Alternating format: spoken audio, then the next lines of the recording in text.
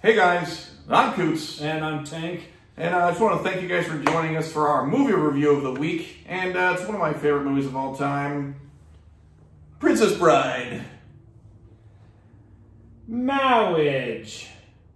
Marriage is what brings us together today. One of the best lines, and that was fantastic. Thank you for doing that. Thanks. Yeah, thank you. That was really good. Thank you. Yeah, I love that part. I love this movie. This is absolutely, undoubtedly, unquestionably one of my top 10 favorite movies, any time period, any genre, any time. Probably top 5, I would venture to say. And seen this movie well over 100 times, I'm sure, at this point. Oh, I've seen this movie probably 300 times. Yeah. Well over that. Yeah. It's definitely top 5 movies I've seen the most in my life as well. It came out in 1987, October 9th, 1987. So I was 6 years old. I was young. We got this on video cassette pretty quickly after it was available. Was it still in beta? Was beta still a thing when they did it? No, I never had a beta. It was VHS. It was VHS. I know that won the video war. I had a neighbor that like the VHS tapes won out easily for sure. Definitely, we never had. I had a neighbor that had a beta. We had my parents had a beta for a long time. And it was like, the tape was smaller. Yeah. And you know, whatever. After we bought it, we spent all this money on it, or what my parents did that, because I was 5 or whatever. And then VHS won, and obviously we had to get rid of our beta because it was just a bunch of recorded. Released them on beta anymore. It was a bunch of recorded workout videos and stuff. Nothing really awesome that came out of it. So, But this is definitely something huge part of my childhood. Huge part. This is my go-to. I'll tell you what. Every day I was ever home from school as a sick kid, which was a bunch. This is what I put on immediately after The Price is Right. You gotta watch The Price is Right at 11 a.m. Eastern. All right. When I was a sick kid, and then after The Price is Right is over, Princess Bride went on. Every time, like it was my go-to sick kid stay home from school movie because that's the premise of the movie. Fred Savage is home sick from school. Kind of the feel-good movie, It's a bunch of little Easter eggs. Yeah. In that little part there too, the kid getting read the story. Yep. The game is called Hardball from Commodore 64. That's what he's playing. That Commodore 64 was actually pretty hard though. Like it was like it was hardball. Yeah. So. The screenplay, though it never makes a mention of it in the movie, I know a lot of tidbits and info and trivia. I did background research on the characters and everything. I love this movie. So even though it's never mentioned in the movie, in the screenplay, it's set in Evanston, Illinois, which explains all the Chicago stuff. Fred Savage, he's wearing a Walter Payton jersey. So this is filmed in '86, the year after the Bears had won the Super Bowl and the Super Bowl Shuffle and all that. So Walter Payton jersey's got a fridge, William Refrigerator Perry poster on the wall. There's a Chicago Cubs pennant on the wall. There's a bunch of Chicago stuff. So because it was set in Evanston, I noticed that. I was assuming that. I just wasn't. I just didn't assume. Yeah, they never make mention of it. Right. They never do. Well, it's kind of like really the characters, the two main, the storyteller and the person receiving it is the grandson and grandfather. They do not have names. And I was like, no, wait, they do, right? Yeah. And I don't think they have names in the movie.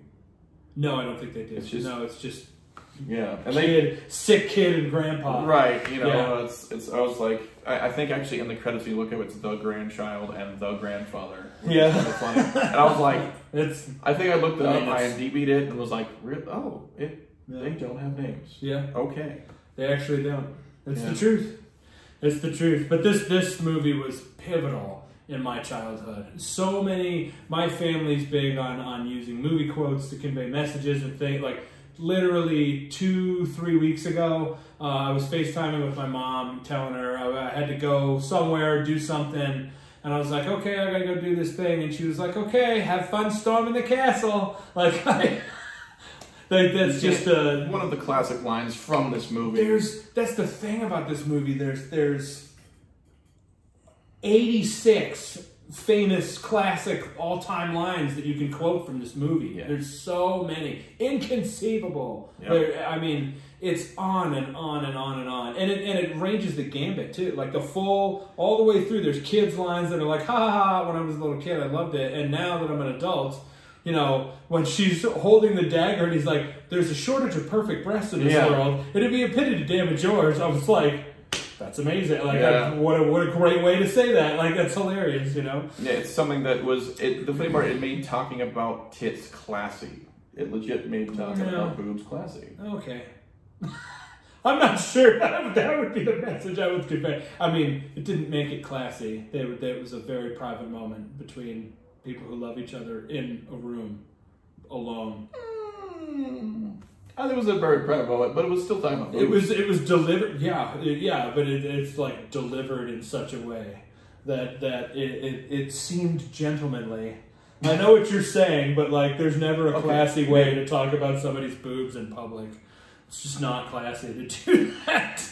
Also probably true, but never stopped him. No, not really. There's so many good parts of this movie. I'll tell you a fun childhood story. So I always, as a kid, there's two. One that's it's a funny joke that my entire family says to me when they disagree with me about anything at all. So when Buttercup jumps out of the boat into the water, right, and Fezzik and he's like, go and get after her, and he goes like, I don't swim, and he looks at Fezzik and he's like, go, and he says, I only dog paddle. Yeah. When I was 6 or 7 years old or whatever I was, all I could hear, and it sounds like it to this day, it still sounds like it to me, but he said, howdy duck bubble. Howdy duck bubble. Howdy duck bubble. Like, I only dog paddle. I only dog paddle. Howdy duck bubble. Howdy duck bubble is all I heard when I was a kid, and I'm like, we would watch it, like, not over and over, but like every time we watch it, and they're like, oh, here it comes. I'm like, yeah, here it comes. Watch. Howdy duck bubble. Howdy duck bubble. And I was like, you're wrong. And everybody else was like, that is totally nonsensical. Like, there's no howdy duck bubble. Yeah, howdy duck bubble. And like, for years, I was like, you're all wrong. This is what he's saying. And then when I knew what dog paddling was, when I'd seen it 80 times, I was like, yeah, all right. And then like, finally somebody was like, I only dog paddle is what he's saying. And I was like, I only dog paddle. And I'm like, all right, you're right. But to this day, because when I am sure about something, I'm very, very adamant about it. Like, that is what it is. I'm sure of it, and I was as sure as I've ever been in my life that he was saying howdy duck bubble. Well, and my family thought it was ridiculous. So every time now that I'm like, no, it's this, and they're like, it's really not. And I'm like, no, it's really this. And they're like, okay, howdy duck bubble. That also sounds like a band name. No, it doesn't. Sounds like nonsensical bullshit because it doesn't make any sense at all. Oh man, yeah. So Andre the Giant is my absolute number one favorite childhood hero. He was the guy. Andre the Giant. There is nobody in the world that I wanted to meet more than Andre the Giant. He met Andre the Giant. I did, yeah. And when I grew up, I wanted to be Andre the Giant. Like, I wanted to be the biggest person in the world when I grew up. Right. And he was arguably the biggest person in the world. Yeah, and sadly when he passed, it was still growing. He was still... Yeah, that's gigantism. He never stopped growing. Right. But the weight, he actually had shrunk down because his posture was so bad from the weight he was carrying that he just had a tough time, like, with his size, like, living in a world where people are much smaller than him. So he built I just found this out doing research for this. He built a giant house, like a house for giants in North Carolina. So instead of a tiny house, he built a giant house. Right, he built a house that was sized for him, with like all the counters and the tables are higher and the door and like so now. I want to find out if this exists, and if it still exists and it's still standing, and if it does, I'm going.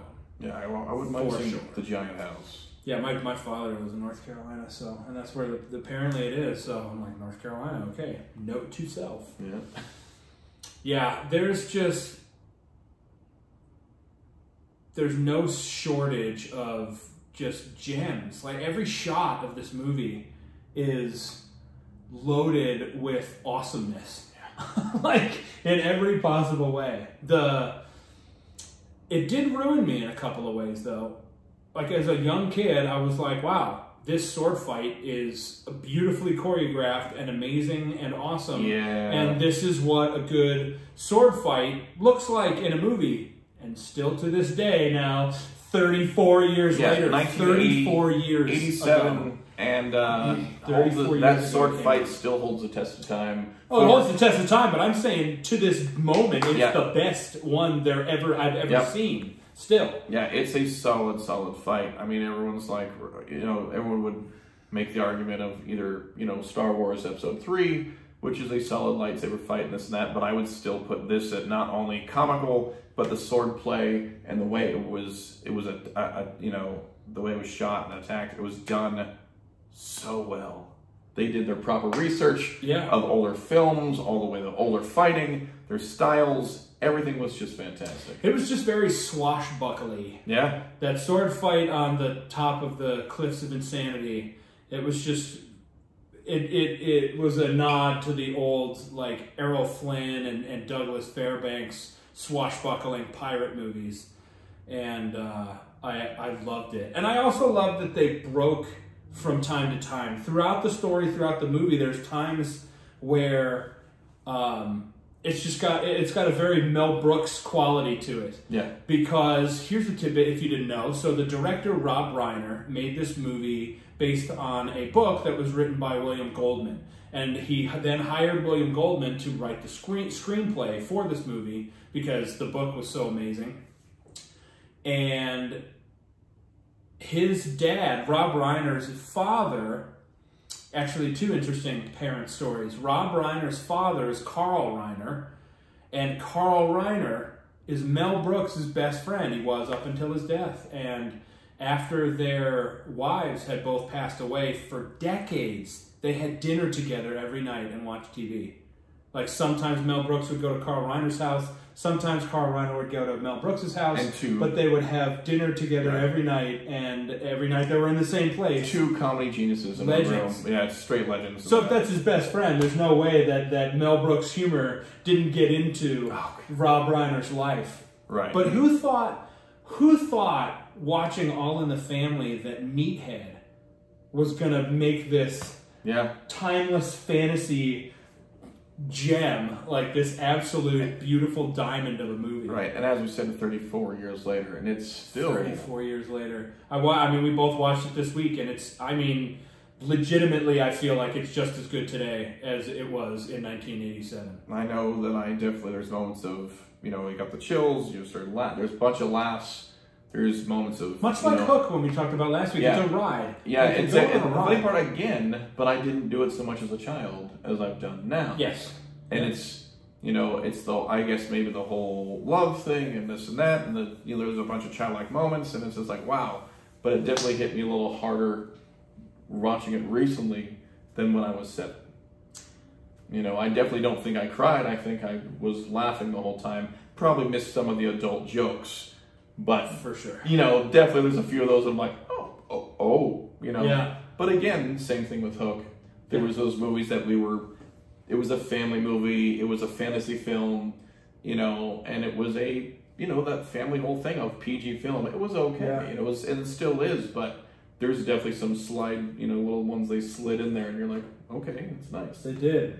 But there's things like watching as a kid, you're 100% right in that it wasn't as emotionally significant as a 6-year-old as it is now as a 39-year-old in my case. It's been around for so long that because of the lines and the things that we look at and the things that we see and the lives that we live, it means more now than it did then. Yeah. And it meant a lot then because I loved it then.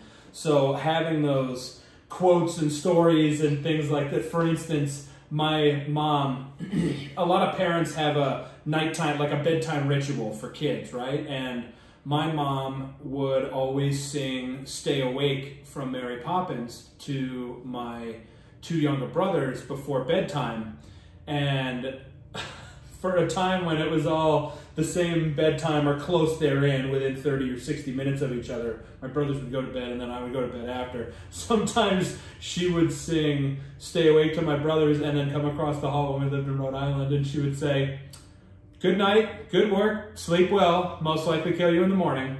And that was the end of that was the end of my day for many, many days. That's a solid way to end the day. You know what? It was. I was a hellacious child. Like Hellraiser, like when you have those kids that are Hellraisers, that doesn't quite cover it. You can amplify that by about 300% from what normal kids are. I was a hellacious child. So, having that was about the nicest thing I could have hoped for at the time. Good night, good work, sleep well, most likely kill you in the morning. And years later, I'm sure you'd thank your mom and be like, "Thanks, Mom. That makes perfect sense." Thank you. I get it now. I do. I didn't get it at the time, but I get it now. Right. And on the other side of the coin, stuff that I thought was really important as a kid is not at all. Like, for instance, there's a popular meme that came out, I don't know, a couple of years ago, but that said, I thought quicksand was going to be a lot bigger of an issue as an adult than it turned out to be. Right. And that's I remember like watching in the fire swamp with the lightning sand, which it just like sucks her into the lightning sand. He jumped in with a vine and saved it, you know, and I was like, man, I really got to watch out. I remember specifically being like, I just have to watch my step all the time if I'm around these sand. This sand is so dangerous. Like, never once in my life have I ever been in the presence of quicksand. It exists. It's real. It's out there, but it's not anywhere near as prominent as, like, how many movies did you see with quicksand or lightning sand or whatever, or with Blazing Saddles we just talked about?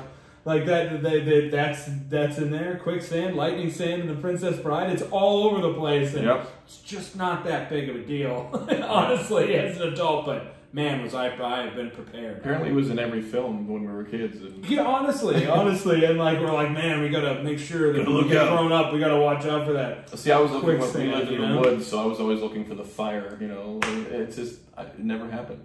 Fire did not shoot on the ground. Fire, it did not. That's not where I lived anyway. Right. I did not have ROUSs either. But I'll tell you what, like those were scary. A lot of people. I've talked to a lot of people that love this movie, and they're like, I was terrified of the rodents of unusual size. Well, don't they have big giant rats back east? It's like, don't they have? There's not that big. I mean, there's nothing the size of a big dog, but you know. Yeah, no, it's not a. Yeah, I mean, I feel like people are thinking these things are like, you know, back east are like the size of Nutra or something, and they're not. Like, I mean, rats are big. Like, I've seen some big rats, but I mean, the RUS is the size of a 6-foot human. You know, they're big. But that's not what scared me. You know what scared me? The thing that everybody's got one in this movie generally. You know what got me? What? The boo the creepy lady. She was terrifying. Like she looked like an old witch with miles of eyebrows and moles, and she was beat. But like, boo, rubbish, filth, slime, muck. Like, I was like, once she does that and gets right in the camera. Yeah, I was like, that moment, and you don't realize how tore up. I mean, you see that she's rough, but then you're like, damn! Like, as soon as it gets there, it was scary. Do you know she was?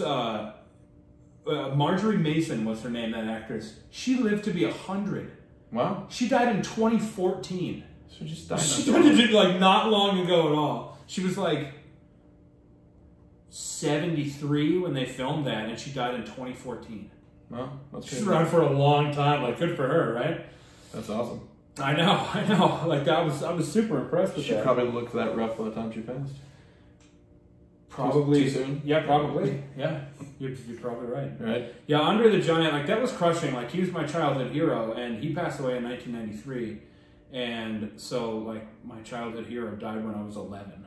You know, like I was crushed. All I wanted to do ever was watch. I wanted to watch the WWF because that's when Andre the Giant was wrestling, and that's why I wanted to watch it so bad. And I was not allowed to watch wrestling as a kid during the golden age. I don't watch it now, but just because I feel like I missed the good stuff, you know. Yeah, most people were like, yeah, you did. Yeah, like, I had to sneak and watch way. it. My mom didn't allow it, but I had to go sneak and watch it with my uncle and stuff, and I'm like... It was like 2 times I was ever allowed to watch it as a kid, and both times I started trying to do moves on my, like, toddler and baby brothers. Like, they were like 1 to 3 at the time, and I was 8 to 10, you know, and they were like, like drop kicking my small brother because I could pick him up so easy. Yeah. And my parents were like, nope, absolutely not. You cannot watch wrestling. I'm like, please, it's Andre the Giant. They're like, nope. All I wanted to do was see Andre the Giant. So this was really my opportunity to be able to do that as a kid. So that's why another reason I watched this so much. And I actually learned a lot from this movie too. Like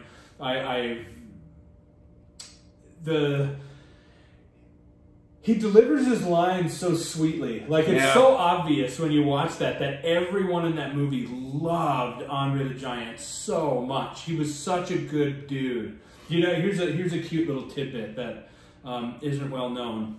It's one of Robin Wright, who played Buttercup, one of her first roles.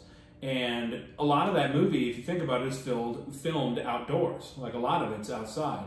And she would get really cold, and so Andre the Giant would come over and put his hand on top of her head, and he had the giant hand, like the palm of his hand, without his fingers, covered the entire top of her skull, so she'd be warm in like 5 minutes. It looks like she'd have bear paws on the top. Yeah, like it's like wearing a hat, but the hat was already pre-warmed. Yeah, and like it would warm her up, and he would do that, and.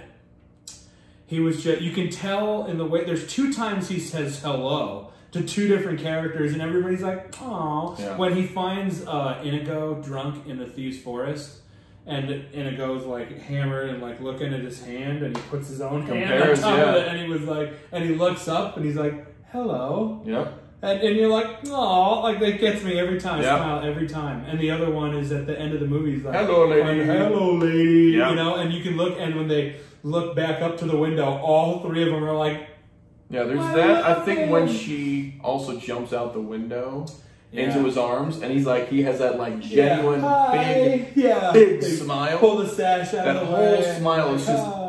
And she's just like, "Oh, I love you." Like, it's so obvious that it's genuine. There's a lot of genuineness to this movie because Wesley and Buttercup, Robin Wright and Carrie Elwes actually had a thing going like during this movie, and they were young and they were virile and they were feeling it. Like they kept requesting another take when they were sitting on the horses doing the kiss at the end. They're like kept thinking of reasons to we should do that again, and you know they were really, really into each other. But poor Wesley, the man in black, Carrie Elwes, that actor, he was just beat up. Yeah, apparently he got his ass kicked a few times. A bunch of times. He was riding. So Andre the Giant had a 4-wheeler, an ATV that he would ride around because he had a lot of... Andre the Giant was really, really hurting badly at that time. So a lot of the stuff like Robin Wright had to be lowered onto wires for when he caught her jumping onto that. And they built ramps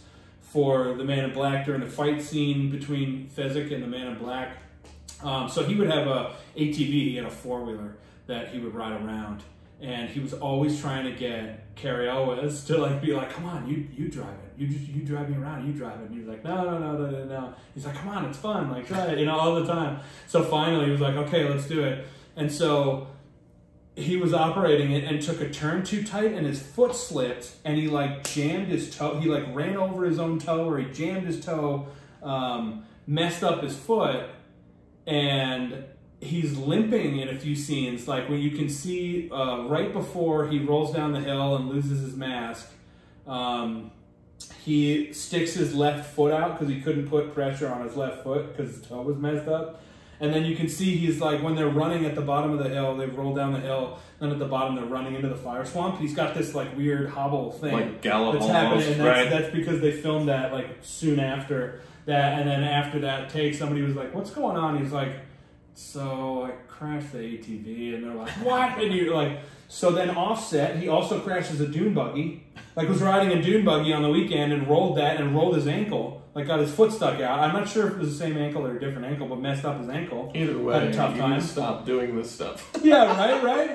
And then the other one is in the movie. You can actually see it. It's actually pretty cool. I always thought it looked really genuine, and the reason is because it is incredibly genuine. When he and Buttercup come out of the fire swamp, and I know there's a part here that you really like too. So when he says, when Count Rugen takes the sword, there's 6 fingers on your right hand. Someone's looking for you, and he's like, boom, and like blasts him with the butt of the sword on the top of his head. Carrie always looked at Christopher Guest, who played Count Rugen, and was like, hit me for real. Like, actually hit me. Like, let's make it look good. Do it. And so Christopher Guest was like, okay, man. So, and this one's in the movie. Like, he pulls out the sword and was like, boom. You hear the thump? You hear the thump. You see his thump. head, like, draw and, like, totally looks like he loses consciousness. And, man, that's impressive. Actually definitely knocked him out. Shut down production for the rest of the day while he had to go to the hospital and get checked out. For sure, concussion. I'm telling you, I've had many concussions. He was definitely concussed from that. Oh, guaranteed. But it's a solid thump. You just hear it go, poof, and you're like, ooh, yeah. Like, it sounds like his skull, like, separates. It's a good sound effect that's in there, too, but he blasted him on the top of the skull for real. And I didn't know that until doing the research for this, and I was like, oh, that sucks for him. Yeah. So that whole part when they come out of the fire swamp is like one of the lines that catches you. There's some lines that catch you in a different way, and you're not expecting them to be delivered that way. When Prince Humperdinck comes up and he's like, surrender. Yeah. He's like, all right, you surrender? You know. Yeah. Oh, you wish to surrender to me? Yeah. I accept. Very well. I accept. The way it is delivered. Yeah. And it's so, the funny part, it's so comedic and so genuine, but he's so serious about it. It's so, probably just one of my favorite moments in that movie. And it's just one of the best lines throughout the movie. It's a good one. There's so many lines. I don't even know how I could possibly do a best line from that. There's too many. Inconceivable is that one's probably the most memorable. Iconic, I think, for most memorable. Maybe not. Maybe that or As You Wish. Probably. It's got to be. I think it's As You Wish rather than Inconceivable. But it's a good one. The one that's like that when you're like, oh, you wish to surrender to me? Very well, I accept. Like it's you didn't see that coming. It's a very Mel Brooksian flip that you didn't see coming. And the other one is during the sword fight swashbuckling scene, which I love, and Inigo gets his sword thrown and he jumps and like does the swing and to get his sword back, and then the man in black like flips his sword down and then does a full flip around the thing and lands perfectly. And he looks at him and he's like, who are you? No one of consequence. I must know. Yeah. Get used to disappointment. Yeah. Okay. It's like he's just like he's like, all right then. Like the response. Guess I'm not gonna find out who you are right now. Legit, the response is, and they just go back to fighting. Okay. Yeah. Right. Like I just love that. Like you don't expect that in the middle of a fight. And that's one of those things I loved about that. Their relationship, Inigo and Wesley, one of the things I loved the most about their relationship is there was a lot of respect there. Like, they knew they had to fight each other when he got to the top of that. And he was like, no, I want you healthy. I want you at your best to challenge you. And I always remembered that. And that was something I used to say all the time when I was playing contact sports. I don't want to hurt anybody. I don't want to injure anybody. I'm trying to hurt everybody. Right. I want you at your best. I want you to start at 100% just like I am. And then how we come out of it is how we assess what it was, you know? That line right after, like, the resting, he's resting, he dumps his shoes out. And it's, and he Are you ready then? Yeah, he goes, are you ready? He goes, you seem like a decent fellow. I hate to kill you. And he goes, you seem like a decent fellow. I hate to die. It's just a funny, hilarious moment. It's a great exchange. But that whole almost sweetness of the way they exchange their lines and the moment of, no, rest, I want you healthy while I kill you, is legit, I want you healthy before I kill you. Yeah. But it's like, I want you to be your best. Right. I want to have a proper duel. And that's, that's what it comes down to. One of probably my favorite lines of that. And it's just the way he's like, the way he's like, all right, I hate to die. It's just like, oh, that's funny. Yeah. But it's you seem a decent fellow. I hate to kill you. Right. It's sweet and hilarious. And still probably one of the best lines of that whole film. But a lot of his lines, Cary Elwes delivers so many. They're great ones. Yeah. They're great. Like, his delivery in that movie's phenomenal. Honestly, like, the surrender, death first. Yeah. Like, just the way he dropped that, I was like, ooh, he is not kidding. You know, like, and he's not. And that's based on his character, the Dread Pirate Roberts. Like, he would not do that. And I just always think of that part right then, and then she looks over and goes, "Do you promise not to hurt this man?" And he goes, "What was that? What was it?" Yeah, like, right. Yeah, like, they're both like, what? Yeah, right. Yeah, what just happened there? You know? Do you promise not to hurt this man? What was that? What was that? Yeah. No, I love that exchange in general. That his character's great. His character's actually, a lot of people don't realize his character, the Man in Black. The Dread Pirate Roberts was real. See, that threw me off to find out that was real. Yeah, it was inspired by. Yeah, and I did a whole background. I have a couple books, but this one's the history of pirates, and I read about a Welsh pirate. He was like the last pirate of the Golden Age, and his name was Captain Bartholomew Roberts. Bartholomew was his name, right. and he was known as Black Bart. All right. Black Bart was his pirate name. He was forced into piracy. Now, again, these are pirates, so, like, I'm not trying to romanticize pirates. I've always found them interesting. I've studied a lot of classic warriors and fighters and things like that, of which pirates were very, very well regarded as good fighters, so I studied a lot of them. And this isn't a romantic story. Pirates were generally, in one way or another, they were horrible, horrible people, you know? But strangely, a lot of pirates had a lot of, like, honor code stuff that you would not expect to find with their behaviors in other places. But yeah, he was started, like, for 20 years, just about, I think. He was working on a slave ship, and he was Welsh. And in 1719, another pirate, a Welsh pirate, Captain Davis, he was the second mate on this ship, and Captain Davis took the captain and the quartermaster, the first mate, and so that left Bartholomew Roberts, to be the guy on this ship, and said, "You're now a pirate. This is my boat. I took everything I wanted, but the boat and you are coming with me." And the guy was like, "What? Yeah. No, I'm not doing that." Like, and he's like, "It's either that or you die." And he was like, "Come on," you know, like, one of the, like, really, yes, I'm 100% serious. Are you going to sail this ship for me, or am I going to kill you right now? And he was like, Guess I'm sailing a ship for you, you know? So he'd been doing that, and what's the ship's name? Princess. Oh, there you go. That's the name of the ship that he was on.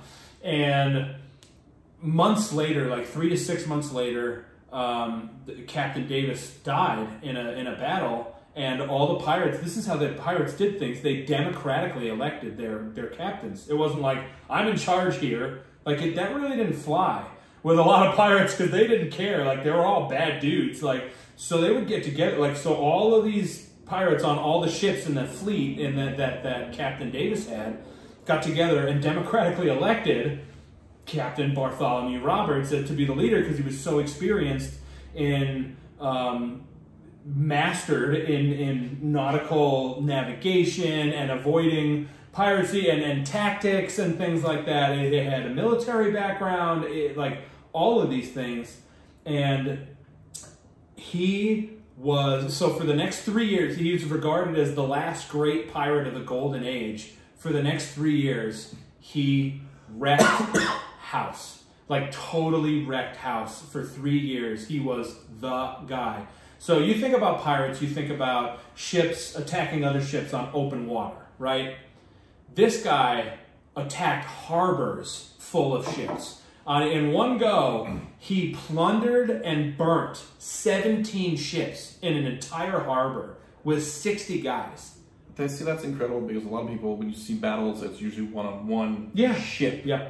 Let alone taking over an entire harbor. Whole harbor. Small fleet, He had a small fleet, somewhere between like 6 and 12 ships, not a lot, but no, definitely not 17.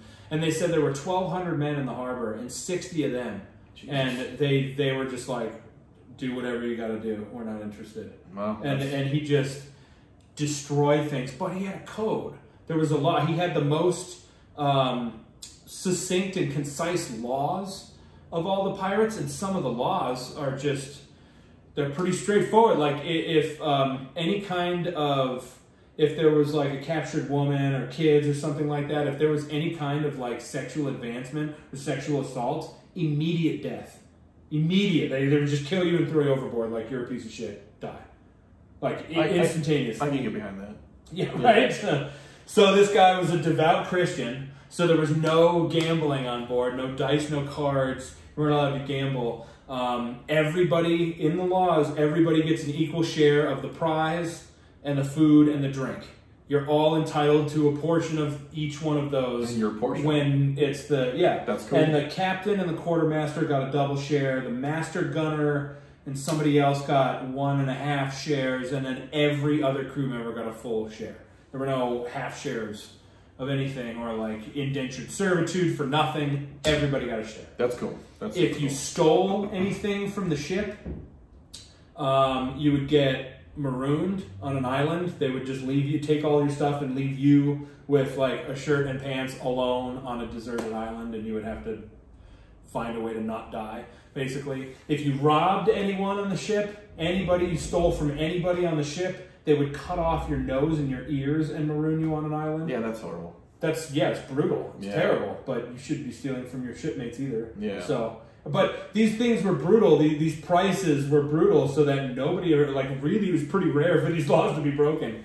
If you had a dispute with someone, like a major dispute, you could not have it out on the ship. Under any circumstances, you had to wait till you got to the beach, till you got to land, and then they would go through and have their disputes like, I have a problem with this guy, and it had to be a very serious dispute because one of you is probably going to die. They would go back to back with pistols, and take their 10 steps, turn and shoot. If both guys missed, they'd pull their sword, and whoever drew first blood or whoever hit first, whatever, right? that was who won the dispute, and that's how they settled disputes. So it better be a pretty serious dispute. Right. It's kind of funny that you would be like, you hold until we get wherever we're going. Right. Until then, fine. Hey, we're here. Now settle. You know, dude, it's been 6 months. Oh. Whatever. I mean, maybe let's just fight. Yeah, how does it work out? You know? Right. Yeah. No. The one that I enjoyed was musicians. If you were a musician, you'd still be a pirate. But if you were a musician, you had to play every day except for the Sabbath. Oh, okay. Well, there you go. Unless you had a specific favor, like you had the day off because of this, you had to play every day except for the Sabbath. Oh, that's pretty cool. I thought that I enjoyed that. He was known to do fair trials. There was a guy that they took and made a pirate, and he, against his will, didn't want it, and they made him do it and said, you have to be with us until this time, until here, and they gave him a share. They fed him, he could drink. They gave him a share when they got the prize, and then he ended up still on the ship when they left the harbor. And there was a fight very soon after, and he jumped ship. And one of the rules, one of the laws, is if you desert during battle, you die. Like if they catch you again, like if you're a deserter and you run during a battle against the ship, you're dead. So he got away and got recaptured within months, a couple months. And they had a trial, on the deck. The captain was sitting there, and all the pirates were there, and they're like, you deserted during battle. And he was like, no, I didn't. You said I had to be here until this time. I did that. I never robbed from anyone. I never stole anything from anyone. We're even. I did exactly what you said. We had not discussed going on another trip. I had not been required to do this. I said I was done. I jumped off the ship. And basically they were like, yeah, I guess that's true. You don't owe anybody anything, and you did exactly what we said we were going to do. So and still you jumped prior. Fair enough. You chose to jump, and you're free to go. But that's you wouldn't think pirates just seem to be the guy no, bang, right. And but he was very, very fair, and he was like, this is the way we do things, and I just kind of dug that. I thought it was super cool that Black Bart was kind of the inspiration for the the Dread Pirate Roberts, you know? Like, he was a super showy dresser. Right. Like, when he died in a gun battle off West Africa, so he's known to have pillaged and plundered totally in 4 continents. He was in Europe, so he just started there and then worked his way over to North America, all the way down the South American coast. Almost died going from South America to Africa because the winds pushed him back and they almost ran out of water, but they made it. Then they plundered for a while in Africa, and then he died in a gun battle in 1722 at the ripe old age of 40. Wow. So he actually was only in piracy career, I guess, for 3 years, but he's regarded as the most successful. He's the only one of all of the pirates known to attack man-of-war ships. Like, the Spanish man-of-war ships were just loaded with guns. There was like almost 100 guns on some of these ships, like a lot. And nobody, like, people would see that and be like, oh crap, and like do their best to get away as quick as they could. Not Black Bart. Yeah. He knew the tactics to how to get to them, and he had multiple. He had them. He took a man-of-war ship. Yeah, that's like right. That's unbelievable. It's also unheard of, you know, especially for that. He was like, think of the way Captain Hook was dressed in like the animated Peter Pan. Yep. Like, that's how he was when he died in 1722 off West Africa. He had a crimson cape. And he had a silk sling with 2 pairs of twin pistols. Super showy. Yo, he's super showy guy. He had a big, like, beautiful, like, clean cutlass sword, and like he had a plumed hat on, and this huge, gaudy, massive gold chain that he wore. Like, he was just he had to look the best, you know. It's just he's like the I love that. He's like the pimped out pirate. Yeah, exactly. I just thought it was cool that the character of the Man in Black, the Dread Pirate Roberts, who he was, like, had a foundation and a base that it was taken from. Right. And it was a really, really, really well-known and incredibly successful, arguably the most successful pirate there ever was. That's a cool thing that I didn't know. Yeah. So thank you. That's really cool. I didn't know that until I was like, I heard Rob Reiner in some. I've seen documentaries about this. I've watched interviews about this for decades. Anytime I'm like, you know, Robin Wright talks Princess Bride, I'm like, yep, let's watch that. Like, tell me about that. I had heard mention by Cary Elwes and Rob Reiner in some concert that there was a inspiration that this pirate, the Dread Pirate Roberts, was a real person that did a real thing, and I just thought that was so cool. And so this is the time that I took to learn about that, and it was pretty interesting, man. Like, I learned a lot that I didn't know, and that was so cool. Yeah. One of the parts of the movie that I know you loved was the Billy Crystal, the Miracle Max. Oh, come on, that is so good. It's so good. Any of that, you know, most of that was ad-libbed. Like, most of those weren't written in this. Most of I heard pretty much they were just kind of like, do your thing, be Billy Crystal. Yeah.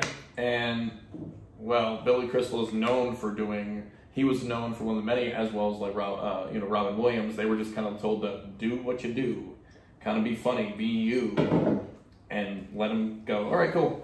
Action, see what the fuck happens. And boy, did they. You know, I mean, both. But in this case, well, that opening scene, you know, Inigo knocks on the door, they go to Miracle Max, and he's like, go away, you know, and tells him to fuck off in so many words. Yeah, right.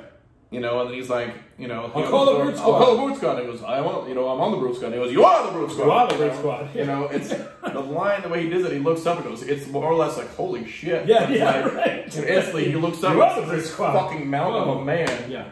You know, you are the Brute Squad. You know, it's but that's how people react to the guy at the gate. It's another one of my go like, I have no gate key. Fezzik, rip his arms off. Yeah. Oh, you mean this gate key? Like, that moment, like, it's a very Mel Brooksian break right there. You know? Yeah, because it's like he's trying to be so hard. He's like, no, I have no gate key. You know, or whatever it is. Fezzik, rip his arms off. Yeah, instantly. Oh, you mean this gate key? Yeah, it's the way it's delivered. Oh, you know. Yeah. Oh, of course. Yeah. Yeah. No, that's Mad Max.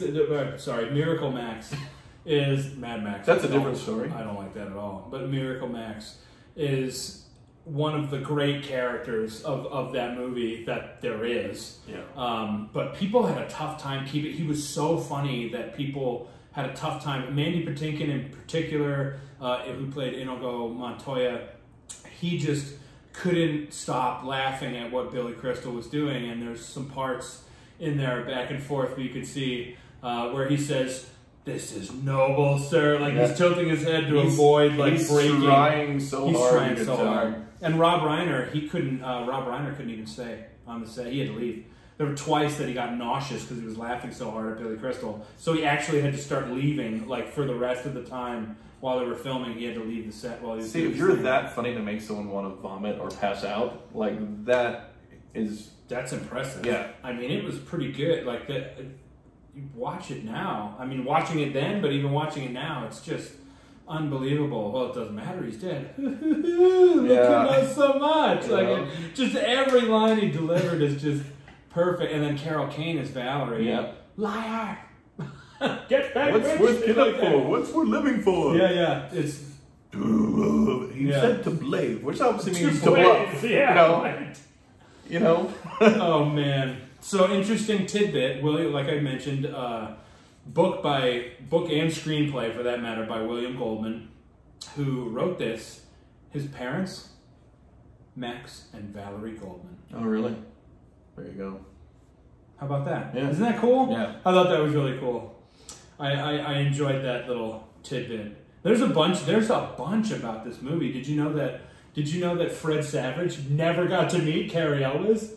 What? Never did. Well, they're not in any scenes together. Oh, wow. And while they were like, he wasn't there during the time that Fred Savage was shooting, or vice versa. He didn't have to be. Yeah, like so they actually didn't meet until after the premiere movie had completed. Yeah, isn't that funny? You wouldn't think that like two of the main people you remember from the movie are like never met. Like it's just not something that you would think is the case, you know? Right. People don't realize too that. Did you know that Peter Falk had a glass eye, a fake eye? Did you know that? I did not know that. Yeah, one of his eyes. You could always tell one of his eyes is crooked. Yeah, I thought he had a crooked eye. I didn't know it was glass. No, it was a glass eye. So apparently, when he was doing Columbo and this and that, he lost his eye while he was doing Columbo and this and that. I was unaware. His eye would always, I guess, during on set for that. I was unaware. I guess on set, there's times they had to stop rolling and be like, fix your eye. Yeah. To, and I was like, oh, that's interesting. They had to actually stop when stuff would just go sideways, which is a cool thing. I guess they also do the same thing in the movie. I guess it was come up that he was actually scaring Fred Savage because his eye would just do this sideways thing, and he would look up and scare the shit out of him. So I'm like, that's pretty awesome. Like, what's wrong with your eye? So. That's something pretty cool. Do you consider is this a Christmas movie? I noticed there's the little Santa Claus, like, there's two things that do make it appear. And then also, there's a Santa Claus in the closet, right?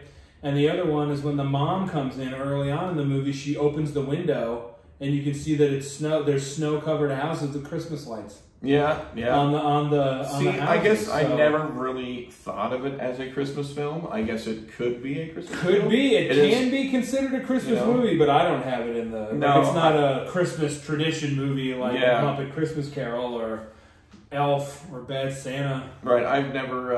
I probably would not add that to my collection, but... loosely, if you want to throw it loosely in Christmas time. It is that time for the movie itself. I guess I might add that or what have you. Another way that it was just so, like, everything was so genuine, right? Like, it was so obvious that how much people genuinely loved Andre the Giant, loved Andre Rizumov as Fezzik, and how genuine it seemed the Wesley and Buttercup's connection was, because it was. The other one that is an interesting story that I did know, I learned this probably about a decade ago, is that Mandy Patinkin lost his dad to cancer in 1972, about 15 years before this movie came out. And so he used that life experience as the inspiration for Inigo Montoya to be able to... So when he was tracking Count Rugen and killing him at the end, like he was in his head, he was using cancer, like finding cancer and killing cancer. Wow, so the inspiration. Isn't that heavy? Yeah, that's so like those. Now that you know that, go back and watch it again, and you can see it's so genuine, his delivery of his lines and how badly he wants to find this man to do that, like, and because he used that for that exact reason. You know, you got to figure too. You know, that moment at the end, like, he's not sure. You know what? Like during the duel, he's like, "Well, I've been searching for 20 years, and I'm starting to think, this and that." He's not sure, and then when he finally sees him, and finally, you know, whatever, he gets that knife, that little dagger that chucks into your gut. Instantly, you're like, oh my god, yeah, right, yeah. Are you telling me he gets this fucking far? Yeah.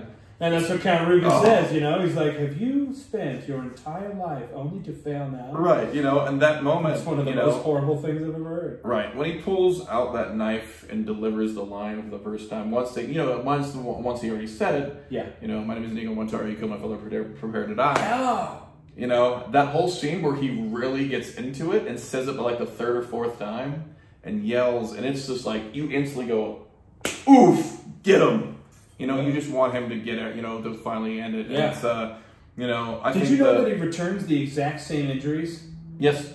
Injury, like spot for spot, like he had the 2 scars on his cheeks. He did both of those. The 2 shoulder for Count Rugen, 1 shoulder, 1 arm, got both of those, and then he kills him by stabbing him in the stomach. Yeah. Just like the dagger he just took. Shot like injury for injury. Yeah, I think that there's that moment and the moment right there where Cal Rugen is actually like begging for his life. You know, and he instantly is like, you know, everything you want and more. And then that moment where he delivers and he fucking grabs his arm and stabs him and goes, I want my father back, you son of a bitch. Yeah. And fucking throws him. Now that you know. Yeah. Now that you know he means cancer. Right. Like, I get that. Believe me, cancer's been a prominent one in my life. Yeah, it's been part of mine as well. So it's that moment. Now hearing that adds to it, because in that moment alone, you were so like, holy crap, it's the death of his father, this and that. It means so much. He finally gets the fucking dude back. You know, and you know, he avenged his father's death. Yeah. But now adding the cancer to the story kind of makes it so much deeper. Isn't it cooler? Like, I think it's better now, though. Like, when I learned that, I was like, wow, really? But it makes it a little more serious. It definitely does. And but that's what makes his performance so convincing and so genuine, is because he meant it. Yeah. Like, that made, like, that's a good reason to have that happen. Here's a little, you want a trivia bit? Yeah. It's a question. Yeah, sure. It's a statement followed by a question. The body count of this movie is 6. Can you name them? Cal Rugen. Yep. Vincini. Yep.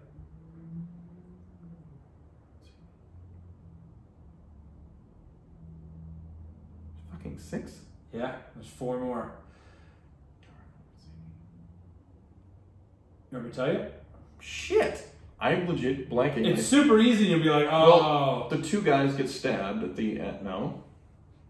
4 guys. That's it. Just 4? There's just the 4 at the end of the movie? So the 4 guys with Count Rugen get killed. He's like, boom, boom, wham, boom, boom. 4 of them. So those 4. So those 4 are 2, 3, 4, and 5. Vicini is 1 and Count Rugen is 6. So 6 people. There you go. There's your body count. Well, how about that? All 4, right? Well, 5. Yeah, 4 of them are like in a 3-second span. Right, so I guess if you blink, you almost wouldn't realize it was 4 deaths right at that moment. Exactly. But it took me a moment to go, wait, you know the 2. Yep. And you think about it and go, oh, that's right. Right. The other 4 are that I did the same thing and I'm like, think about it. And I was trying to pay attention to them. All right, who's the other 4? Like boom, boom, boom, boom. I'm like, oh, there's 4 right there. Right. Like there it is. I'm like, okay. I had you know what I had? I had it written down. I'm like, is it the R-U-S? You know, I'm like, is that what? I'm like, that's not a body though. I mean, it's an animal body, but it's not a human body. Is that right? I don't know. I don't know. Yeah. That's actually cool trivia. Is that a good one? I thought it was good, right? I had, Count Rugen. Christopher Guest is amazing. I mean, actually, this is the second time in 2 weeks that Chris Sarandon has been brought up. Prince Humperdinck was Susan Sarandon's first husband, and why she is named Susan Sarandon, because it's Chris Sarandon's ex-wife. Oh yeah, but we also talked about who he does voices for. He's Jack Skellington. He does, yeah. Yeah, and people forget that, and it's he's the speaking part of Jack Skellington, obviously, but it's he's definitely one of those underrated actors as well. He's fantastic, like just a slimeball and a coward. Yeah, well, in that movie, it's perfect. What's cool about this movie that's unusual for movies that is not the case, I don't think I've ever heard this before, and I learned this recently. All of the main characters of The Princess Bride have been introduced to you within the first 7 minutes of the movie. Yeah. Every single main character, you know who they are in 7 minutes into the film. Yeah. Isn't that amazing? Well, like, isn't there usually like there's somebody's looking for somebody, or somebody's like cousin or old friend comes in later, the first and 20, 30, like, you figured everyone out. This is a lot, the first 7 minutes, but it's like 7 minutes. They're like, boom, here's everybody go. Yeah, and that's just super cool. I enjoyed that. Yeah, I love this. You know, another thing that I love is the set design. Yeah, I beautiful. love all the sets, like where they chose to shoot. All of it's England. Yeah, they shot everything in England. Every beautiful. shot. Yeah, every shot is England except for one. Do you know the one shot that was not filmed in England? It was filmed in Hollywood after everything had wrapped. No, only one, and it's the house. Grandpa, as you wish. There's a close-up shot of him walking out the door, and when he says "as you wish," when he asks him to read it again tomorrow. Yep. It's the only shot that wasn't shot in England. They shot it in Hollywood, in L.A. Oh, really? Yeah. So the rest of the movie, they filmed that last 3 seconds. That's good. Yeah. Isn't that interesting? Like maybe they missed it, or you know. Like I will say that at the end of the film is one of the most touching moments too. It's yeah. Again, that's another timeless line. Like there's so many. The "As You Wish" from Wesley to Buttercup is memorable. From the grandpa to the grandson is so memorable. There's "Hello, my name is Inigo Montoya. You got my father, prepare to die." My middle brother, at least had, I don't know if he still has, but he had a really awesome random T-shirt collection. Yeah. And I don't know if I did or my younger brother got him this T-shirt, but it had the name tag. You know the name tag that you fill in and it says "Hello, my name is." Yeah, you write Bill or whatever it is. Right. "Hello, my name is Inigo Montoya. You killed my father. Prepare to die." Nice. Like all on the little like tag, and it's just a black T-shirt with the little like tag graphic onto it, and it was just that was amazing. I think that was one of my favorite T-shirts that he ever had. I just love this movie. I definitely think after he faces Inigo and then faces onto the giant, and they go on and Vezek, and he goes to meet with Vizzini, yeah. And that moment they're gonna, have the little, the battle of the wits. Yeah. But one of the lines from Vizzini was just so funny to me. Is he's like, "Battle of the wits to the death," and then the death. And after that, and then it's just like after he drinks, he's like, "You chose wrong." He's like, "Never mess with a Sicilian, but death is on the line." Ha ha ha! And then he fucking just feels. And it's just again Brooksian. Yeah, it's a very Mel Brooksian intervention into that. Like this is a serious moment. He's like the head of the bad guy crew that stole his love, and he's trying to get her back. And it's like it's a campy, funny death that just hits exactly right. Everything in this movie hits exactly right. Yeah, literally at all times. I love everything about it.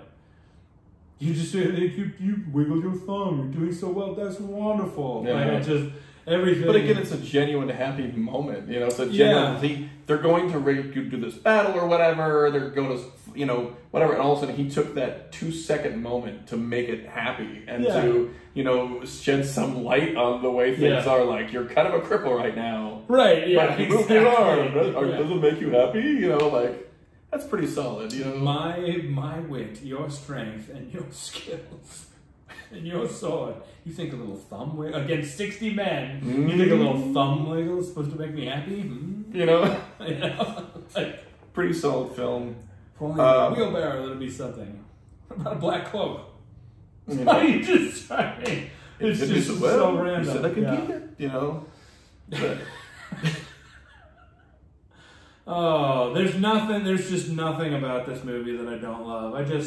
Andre the Giant's my favorite. I got to multiple times. One time, I was working security in an event. I really don't remember which rally it was. And I was the head of security, and I had the general manager, the owner, and this crowd was packed. I mean, shoulder to shoulder, big crowd. And we're walking through, and he's in front of me, and I was like, hey, let me just, hold on. And he's markedly small, like 5'6", smaller guy. And I was like, hey, hold on. And I just got in front of him, and I literally was like, everybody move, like he did in the scene. And I mean, I'm one of those loud yeller people. There are people who can't yell and they're just not very loud. And there are people that are very, very good at yelling and they can like fill whatever space they're in with their windpipe, with their voice from their lungs and their diaphragm. I am that guy. Like my voice is much bigger than I am, and I'm a pretty big guy. Yeah. And so I feel like it was an outdoor thing. I'm like, everybody move! Like it was an emergency, but like he was trying to get through to get to some, I can't remember what it was. And like literally the sea of humans parted.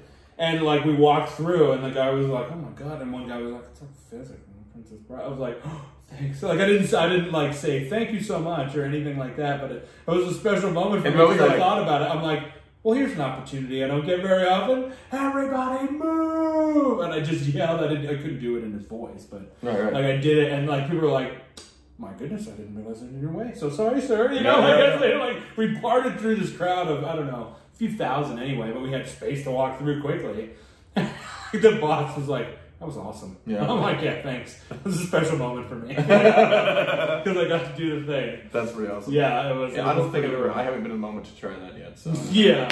I'm not sure my voice is loud enough. Well, you can always do. You said you just showed it to your youngest daughter.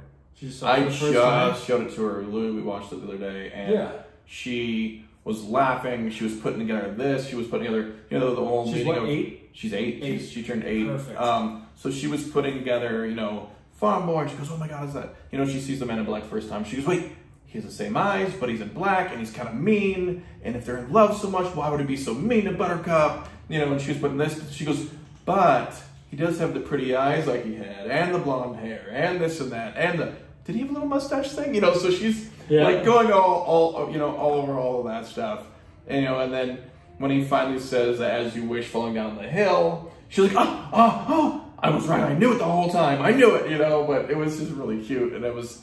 That's adorable. Watching her see it, and I was like putting it on to see if she would even want to enjoy it, see if she would sit through it. Something that might not catch your attention. It's a shorter movie. For kids nowadays, it's not a long movie. It's like an hour and 38 minutes or 40 minutes or something. It's short. It's quick. Yeah. And it's, and the movie moves fast the whole time. Yeah. There's really no slow parts. No. It's a quick film. Stuff happens. And she sat there with me every moment, watched every moment, laughed her ass off. Enjoyed all the funny. She loves that. Bet she loves Fezzik. Oh, she loved him. She thought it was great. She thought he was great. And she was like, I just want him to hold me. Like it was just that. Every person that's seen that. I'll pick her up next time I'm there. Oh, you're her favorite person. You're legit like her favorite really? person. Oh yeah. She like, can Big Tank come over, please? Like she always says that. So it's she's great. Yeah, she had a blast watching with me, and she's like, Dad, we can watch this one again. That made me go, okay, I did so right today. Instant score. I knew you'd love this. That great. It's such a hit. It's such a hit. Always. Like there's really just no bad time for it.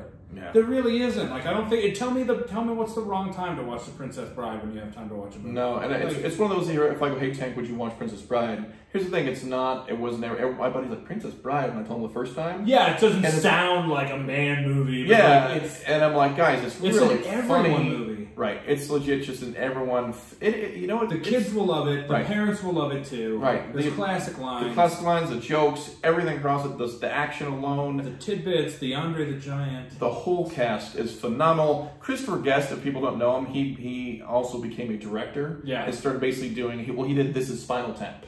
Do you want a good one? Yeah. So he's got 6 fingers on his. He's a 6-fingered man. He's got 6 fingers on his right hand, and that's his identifying thing. And Inigo Montoya is trying to find him. So if Christopher Guest as Count Rugen in The Princess Bride uses his fingers to count, they go to 11. If you've seen This Is Spinal Tap, you know why that's funny. But it's true. He's got 6 fingers on his right hand and 5 on his left. So that one goes to 11. Yep, there you go. I thought you'd like that. Did you enjoy that? Yeah. I thought you would like that. He started doing a bunch of the mockumentaries. He did like A Mighty Wind. Yeah, Mighty Wind. Best in Show. Yeah, Best in Show. He's in that comedy troupe with Eugene Levy. Yep. And Catherine Tate. No, Catherine, the mom from frickin' Home Alone. Yeah. Oh, man. That's funny. Catherine O'Hara. O'Hara, yes. Yes. Fantastic. If you've never seen any of those, they're mockumentaries. Oh, they're great too. Yeah, they're all of them. Absolutely. This is Spinal Tap, Best in Show, Mighty Wind, like all 3 of them. Yeah, fantastic all films. Check out his stuff. He actually directed like 17 different movies. A lot of people... Apparently, I didn't have the time to check this one out, but I saw this as like a trivia tidbit. Apparently, Christopher Guest is an actual baron. What? Yeah, he's like the 5th baron of the house of this place in the Now I'm going to research the fact that Christopher Guest is a baron. Apparently he's an actual baron, which I find pretty interesting. Yeah. But I don't know if that's true. I didn't have the time to actually check it out. Now we're going to have to research Dread Pirate Roberts is real. I definitely researched the crap out of that. Obviously. Yeah. I went off on that for a minute. There's so much more. That's not even all of it. Like, there's so much more cool stuff. When we were before that, he was telling me some of the stuff that he didn't tell me that part, but told me so much more from earlier, which is actually pretty cool. What, about the actual stuff, about the Black Bart stuff, which is really awesome. You know, this film, after 34 years? 34 years. I think it's just as good as it was on day one. Absolutely. I actually, you know what? I don't think that's true. I think it's much better than it was on day one. I think it's better now, watching it, than it was when I was a kid. And that is just not... It's really hard. People don't realize how hard it is for a movie, a film, to stand the test of time. They don't. No. A lot of times they don't. You try to go back and you're like, this is awful now. Stuff in the 90s, early 2000s. Do you know what I watched? It was I thought was terrible. That was a massive blockbuster at the time. True Lies. Yeah. It is not good. It's like the campiest action movie you've ever seen, but it was like the most action-packed thing ever that had ever happened when it came out in 1994. Yeah, if you watch it, and it's... Yeah, it did not hold up well. Really? At all. I haven't watched it in probably a decade. So I just watched it like, I don't know, a couple weeks, three or 4 weeks ago, and I was like, wow. It's not as funny as you remember. This is not as good as I remember. Yeah. Like, anywhere near. But The Princess Bride is better now. It's better now because I've had it for 34 years in my life. Yeah. So it's not quite at this 34th anniversary. Its 34th anniversary will be October 9th of this year. So it's 33 years it's been out.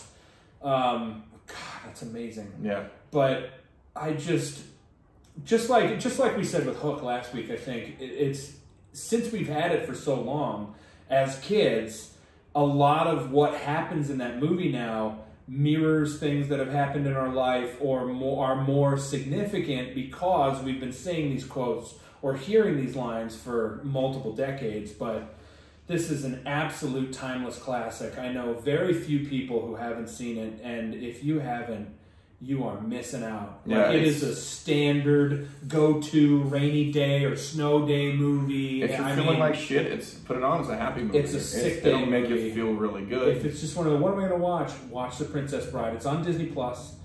If you have Disney Plus, it's on there. That's where I watched it. Yeah. Go check it out. It's absolutely one of the best films you could find ever. It's literally like still to this day holds the test of time. It does, yeah. And every day that I'm sick or I don't feel good, I get the urge to watch The Princess Bride, just like I did when I was 8 or 9. Or, you know, it's a very sweet movie, and there's just not very much that I honestly can't. There isn't anything that I don't love about, not just like, but love about. There's movies that even if you love them, there's always like that one line you can't stand. Yeah. And this one didn't have a line where I'm like, ugh. Like I don't remember a line that was delivered funky to me. Like it, you know, like even when the dad... I was just gonna... That's exactly where I went. You know, the he's dad, like, oh, won't that be nice? You know, right? She's like... That's where I'm gonna kill myself when I get to the honeymoon suite. Kill myself. Won't that be nice? And then he goes, she kissed me. You know? Like, it's one of those moments that... Oh, man. You were like, what? Like, it was awesome. So watching that, you know, everything about this movie is just some of our favorite that exists in whatever it is we're talking about. And like I said, my childhood hero, my favorite is Andre the Giant, and this is the one thing that I get to look back on and see him in, and like see the joy that he brought to the whole cast. And all these people were so happy and didn't want to wrap, and they didn't want the movie to wrap and end, and they were just having such a good time, and all these genuine performances. It's a beautiful movie in so many different ways. It's a beautiful movie. So if you haven't seen it in the last week, I think you should watch it again. Out of a 4-star movie, I'd give it 4 stars for me. I give it 19 stars on a 4-star scale. Right, it's ridiculous. It's still to this day in my top 10. It's amazing. Top for 5. sure. I'm pretty sure it's in my top 5, but it's unquestionably in my top 10 favorite movies of all time. Yeah. And I would say probably my top 10 best movies of all time, too. Thanks, Meathead from All in the Family. You did a great job. Who knew? Who knew? Right? How random. A random gem that sticks out and it's still so good. At the beginning of the pandemic, everybody, like, there was dozens of celebrities that did little clips, and I don't know who they sent it to, but they clipped all the stuff together and made like a 3 or 4 minute video of all these different like A-list celebrities doing bits of the movie and putting it together. And then at the end, it was right after Carl Reiner had passed away, and it was Rob Reiner as the sick kid in the bed, like, Dad, Grandpa, do you think you can come over tomorrow and read it again? And Carl Reiner was at the door, and he was like, as you wish. And they shared it like just after he died. And I'm like, oh my God. But Paul Rudd was Wesley in the bed, like with a weird funky blonde wig. And Charlize Theron, she did Fezzik like as the Dread Pirate Roberts on the wheelbarrow. She's like, I'm here for your soul. And like all these celebrities, because everybody loves this movie so much, because it is one of the greatest movies of all time. So thank you so much for joining us for this movie review. This is my pick, and I'm so glad I did. Yeah.